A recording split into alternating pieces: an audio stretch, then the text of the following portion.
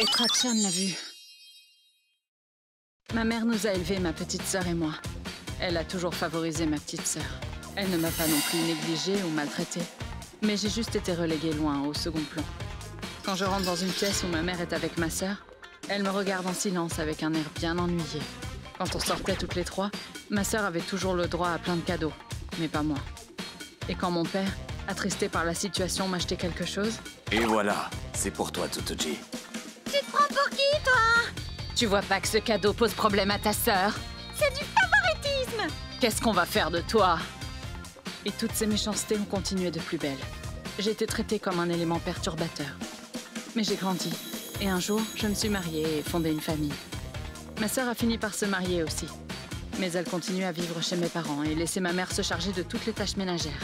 Elle comptait aussi beaucoup sur elle pour s'occuper des enfants. Un jour, alors que j'étais passée comme souvent à la maison avec ma fille... Ah là là, vous êtes vraiment jolies, vous deux. Et si intelligentes. Alors, à quoi on joue?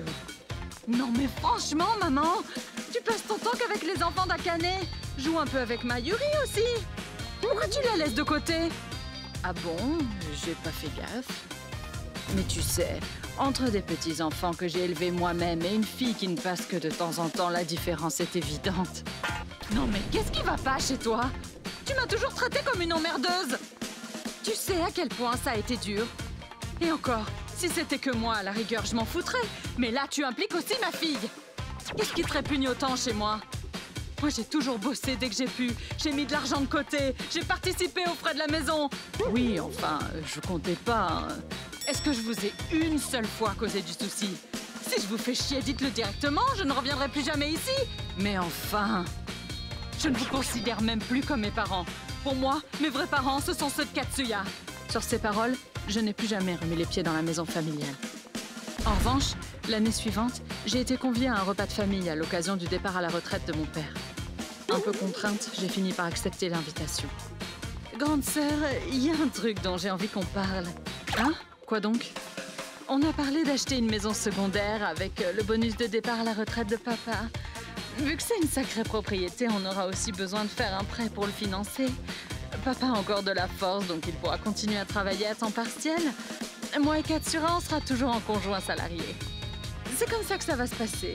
J'aimerais que toi, qui insultes papa et maman et déclare que tes beaux-parents sont tes vrais parents, j'aimerais que tu restes loin de cette maison. Cette maison, ainsi que ce terrain et cette fortune, c'est moi qui vais en hériter. En échange, c'est moi qui m'engage à prendre soin d'eux. Alors, je t'en prie, signe ce document. C'était un document selon lequel, s'il arrive quelque chose à mes parents, je m'engageais à renoncer à la plupart de mes droits sur les biens en succession. J'ai signé le document et suis rentrée chez moi. Après cela, ma sœur a vécu dans sa grande maison, travaillant diligemment et laissant les tâches ménagères à ma mère. On dirait bien qu'elle a vécu sa meilleure vie. Cependant, quelques années plus tard, mon père a commencé à devenir sénile. Quant à ma mère, une blessure relativement grave a réduit sa mobilité. J'ai appris cela à travers un coup de fil de ma petite sœur. Grande sœur, tu dois aussi t'occuper d'eux. Soit tu passes t'occuper d'eux en journée, soit tu restes dormir. Désolée, impossible. J'ai déjà ma belle-mère à charge. N'ayant pas le choix, un beau jour, je me suis rendue dans cette demeure où je n'avais jamais pénétré. L'extérieur était somptueux, mais l'intérieur était infâme. On a besoin d'argent pour payer les frais d'hospitalisation de papa et maman. Ils ne peuvent pas rembourser le prêt. On ne peut plus vivre dans une maison aussi dégueulasse. On doit jouer notre rôle. Soit tu passes ici souvent, soit tu y restes dormir. C'est ton devoir aussi de t'occuper de tes parents. C'est toi qui as promis de t'occuper des parents, je me trompe? Assume un peu tes responsabilités. Moi, j'ai renoncé à la plupart de mes droits, justement. On a passé un contrat, non? En plus de ça, je m'occupe déjà de ma belle-mère. Je ne peux absolument pas me permettre de venir ici. Ma belle-mère a toujours été adorable. Elle était là pour m'aider. C'est donc tout naturel de l'aider en retour. Ça s'appelle tout simplement de la gratitude. Vous connaissez? Et est-ce que vous m'avez aidé une seule fois, vous? Mais évidemment, je ne pouvais pas laisser la situation en l'état. J'en ai donc appelé au service de la région pour faire reconnaître mes parents comme personnes nécessitant des soins médicaux. Ma petite sœur me reprochait qu'il fallait de l'argent et me hurlait dessus. Mais son mari et ses propres enfants l'ont calmé. Pour les papiers administratifs, j'ai dû me rendre souvent dans la demeure familiale.